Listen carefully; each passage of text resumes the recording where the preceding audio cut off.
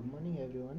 आज की वीडियो में हम लेसन सेकंड जो हमारा शेप्स एंड एंगल्स है उसके वर्कबुक क्वेश्चंस को सॉल्व करेंगे। तो चलिए स्टार्ट करते हैं। फर्स्ट क्वेश्चन है हमारा, the angles having degree measured as 0 degree and 180 degree. तो ऐसा एंगल जिसका मेजर 0 डिग्री एंड 180 डिग्री होगी उसको क्या बोलेंगे? तो क्योंकि ये दोनों एंगल्स बिल्कुल डिफरेंट है, बिल्कुल अलग है, इसीलिए ऐसा कोई एंगल पॉसिबल नहीं होगा। तो इसका आंसर हम लिखेंगे नन ऑफ दीज। 0 डिग्री ऐसा बनेगा कि एक लाइन होगी, उसी के ऊपर अगर दूसरी लाइन एग्जैक्टली ओवरलैप करते हुए बने तो वहाँ पे जो एंगल बनेगा वो होगा 0 डिग्री का। वहीं पे देखने में 180 डिग्री का भी सेम बनेगा, बट ये 180 डिग्री का जो एंगल बनेगा उसके ऊपर ऐसा हम सेमी सर्कल भी ड्रॉ करेंगे, जो एक पॉइंट होगा बीच में यहाँ पे, इस सेमी सर्कल का जो सेंटर होगा उसके ऊपर एंगल बनेगा 180 डिग्री, जिसको हम कहेंगे स्ट्रेट एंगल। तो इसका आंसर होगा, फर्स्ट जो हमारा एमसीक्यू है उसका आंसर होगा none of these. Second is which type of angle has a measure smaller than a right angle.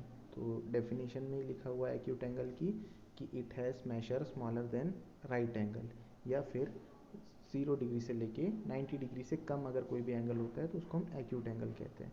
तो इस सेकंड क्वेश्चन का आंसर होगा हमारा एक्यूट एंगल। ये दिखने में हमेशा थोड़ा जो बेस वाली नीचे वाली लाइन होगी उसकी तरफ झुका हुआ होगा।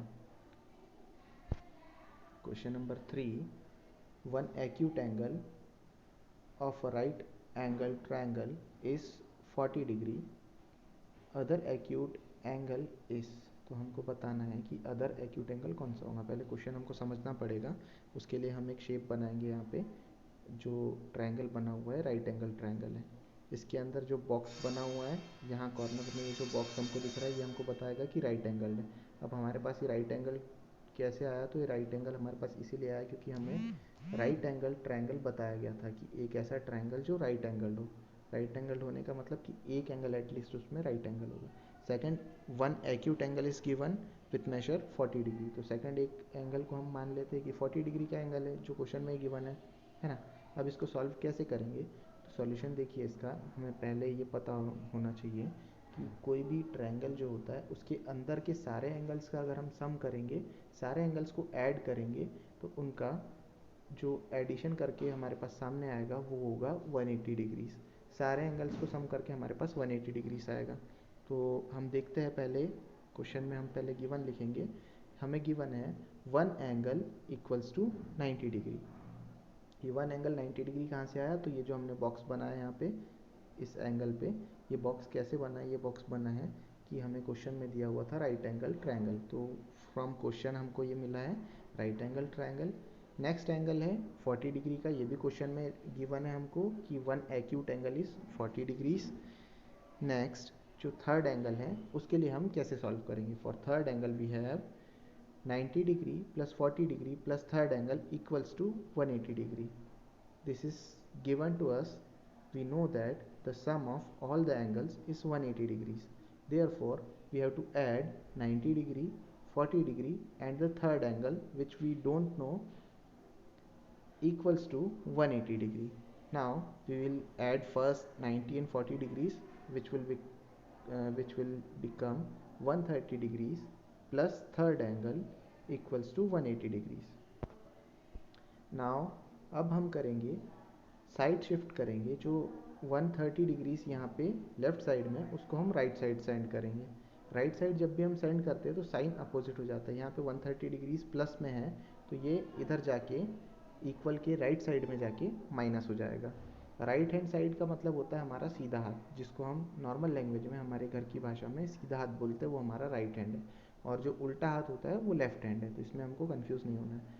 यहाँ पे हम राइट साइड में इसको भेज देंगे 130 डिग्रीज़ को। तो राइट साइड में जब हम भेज देंगे तो हमारे पास आएगा third angle equals to 180 degree minus 130 degree. And we know how to subtract, हमें सब्ट्रैक्ट करना आता है। 130 डिग्रीज में से जब हम 180 डिग्रीज में से जब हम 130 डिग्री को सब्ट्रैक्ट करेंगे तो हमारे पास आंसर आ जाएगा 50 डिग्रीज। तो इस क्वेश्चन का आंसर हमारे पास होगा 50 डिग्रीज। वैसे क्वेश्चन एमसीक्यू है, चूज द करेक्ट ऑप्शन वाला है, मल्टीपल चॉइस क्वेश्चन है, बट सॉरी बट ये जो क्वेश्चन है वो बड़ा है, तो ये 4 या 5 मार्क्स के लिए एग्जाम में आ सकता है। Next question number 4, how many different angles can you count in the given figure. ये जो हमारे पास गिवन फिगर है इसके अंदर आप कितने डिफरेंट एंगल्स काउंट कर सकते हैं। तो आप काउंट कर सकते हैं, one angle is from here to here, this is first angle, one is from here to here, second angle, then this third angle, now fourth angle, fifth angle, and here one sixth angle, one seventh angle. We can draw many angles in this, but since in our options the maximum number is 6, हमारे जो option है उसमें सबसे ज़्यादा जो दिया हुआ है वो 6 दिया हुआ है, इसलिए हम आंसर लिखेंगे इसका 6। बहुत सारे और भी एंगल हम बना सकते हैं इसमें, बट जो हमारे ऑप्शंस में मैक्सिमम दिया है उस पर हम करेक्ट टिक करेंगे। Next question is which of the following contains the types of angles in correct ascending order of their measures. तो हमको असेंडिंग ऑर्डर में अरेंज करना है। असेंडिंग ऑर्डर का मतलब होता है इंक्रीजिंग ऑर्डर, पहले small, then big and last biggest. सबसे जो लार्जेस्ट होगा वो लास्ट में आएगा, स्मॉलेस्ट होगा वो पहले आएगा। ऐसा जो ऑर्डर होता है उसको हम असेंडिंग ऑर्डर कहते हैं। देखिए करेक्ट मेजर क्या होगा, फर्स्ट जो होगा acute angle, then right angle, then obtuse angle, then straight angle, and at last reflex angle. So we will check the correct sequence is acute angle, then right angle, then obtuse angle, then straight angle, and at last reflex angle. This is the correct sequence.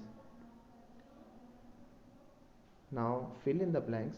An angle is formed at the blank of two rays और two line segments. तो ये common point के ऊपर बनता है। For example ये एक angle बना हुआ है, तो ये देखिए यहाँ पे इस पॉइंट के ऊपर एंगल बना हुआ है, ये हमारा इस यहाँ पे पॉइंट पे एंगल बना हुआ है, तो ये एक ऐसा पॉइंट होगा जो दोनों रेस में या दोनों लाइन सेगमेंट्स में कॉमन होगा। तो इसको हम कह सकते हैं common point. Next, the common end point of two rays or line segments forming an angle is called blank of the angle। तो उसको हम कहेंगे origin of the angle। क्या कहेंगे? origin। जो कॉमन एंड पॉइंट है जहाँ से दो रेस निकल रही है, दो लाइन सेगमेंट्स निकल रही है, एंगल में आगे बढ़ रही है, उसको हम कहेंगे ओरिजिन। इस पॉइंट को हम कहेंगे origin. Next, the two rays और line segments forming an angle called blank of the angle. तो ये जो एंगल के अंदर ये जो लाइंस है या लाइन सेगमेंट्स है या रेस है, इनको हम क्या कहेंगे एंगल की? तो इनको कहते हैं हम आर्म्स। जैसे हमारी आर्म्स होती है, एक लेफ्ट आर्म है एक राइट आर्म है, वैसे ही एंगल की भी आर्म्स होती है। नेक्स्ट, वाइल नेमिंग और writing an angle a common point is put in the middle. तो जब भी हम किसी एंगल को नेम देते हैं तो जो कॉमन पॉइंट होता है उसको हम मिडिल में रखते हैं। कॉमन पॉइंट ये वाला जो पॉइंट है उसको मिडिल में रखते हैं। फॉर एग्जांपल ये जो हमारे पास एंगल बना हुआ है, अगर इसमें और दो पॉइंट हो, एक पॉइंट यहाँ पे हो B और यहाँ पे एक पॉइंट हो C, तो इस एंगल को हम कहेंगे एंगल, ये जो सिंबल बनता है एंगल का होता है BAC। इस एंगल को हम कहेंगे BAC। इसको हम CAB भी कह सकते हैं, बट बस हमको ये ध्यान में रखना है कि बीच वाला जो पॉइंट होगा वो इधर भी एंगल के बीच में होना चाहिए, सेंटर में होना चाहिए या कॉमन पॉइंट होना चाहिए, तभी हम इसको करेक्ट तरीके से नाम दिया कह सकते हैं। Next, a line segment has blank and point. तो कितने एंड पॉइंट होते हैं लाइन सेगमेंट के? 2 एंड पॉइंट। एक ये एंड पॉइंट है, एक ये एंड पॉइंट है, दोनों इसके एंड पॉइंट्स हैं। एक पॉइंट से स्टार्ट होगी, सेकेंड पॉइंट पे फिनिश हो जाएगी, इसी को हम लाइन सेगमेंट कहेंगे। And that's all for today. I hope आपको क्वेश्चन समझ आए होंगे।